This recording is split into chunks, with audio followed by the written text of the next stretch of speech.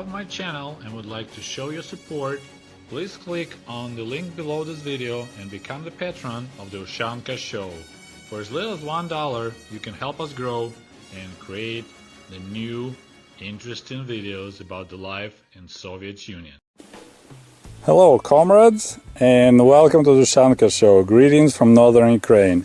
I'm right now in my mother's garden in her village, and I just saw these cucumber plants, and I brought the memories of the many years ago. One event happened to me that I decided to tell you about it. So right now we got pretty much second half of the August, or half of the August right now. Today is August 11th, and as you see, cucumbers are getting ripe.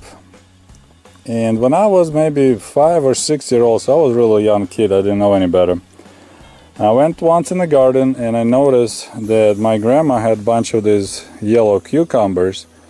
And I know every day she goes out in the garden and she looking for cucumbers to pick to eat, you know, the green ones. So I thought she missed a bunch of yellow ones and decided to help her. I didn't know that, you know, people leave some of the cucumbers to grow big and turn ripe, so they can have seeds for the next year. So this is the case. All these big yellow cucumbers, they missed them on purpose in order to have seeds for the next year. So I didn't know any better, and I collected all of them. And I brought them proudly to my grandma, saying, "Look, Grandma, I found a bunch of cucumbers that you missed." And she got very upset with me. And she said, "I have to eat them all as a punishment." And I'm not sure if she was joking or not, but I took it pretty seriously. And I remember myself sitting in my little, I had like a little shed made of the old crate that had been used to transport piglets. And since my grandparents didn't sell piglets anymore, they let me use that box, and I had like a little shed, call it Raketa, the rocket. So I remember there sitting, sobbing, crying, and choking on those yellow, disgusting cucumbers. So that memory brought me back.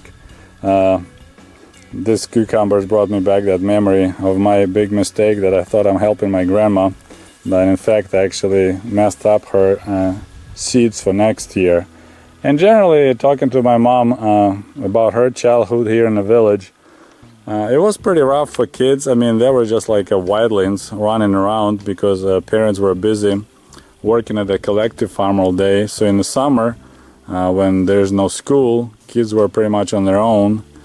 Age of 9, 10, 12, going themselves to the river to fish and swim without any adult supervision. And of course, you know, some kids end up drowning because our river is pretty deep. In fact, just on our street, which abandoned now, I already showed the videos to you guys, we had 2 kids, little kids, drown. A 12-year-old girl drowned, and then another lady's neighbor of hers, her 3-year-old boy, drowned in a small pond.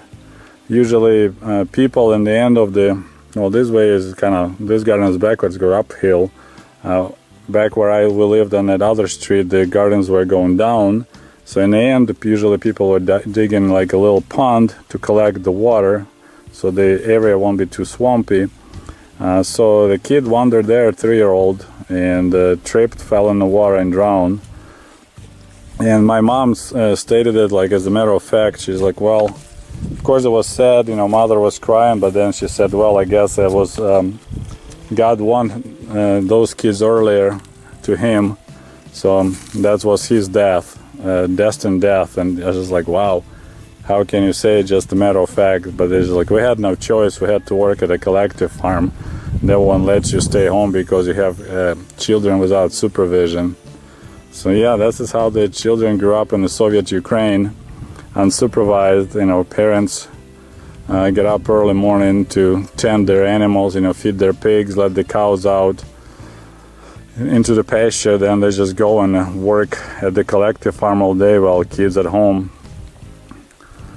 And you know, many times collective farm, they didn't pay anything. That was just, you must work there for so-called Trudadni, labor days. You're required to work so many days for collective farm regardless, and that's what people had to do.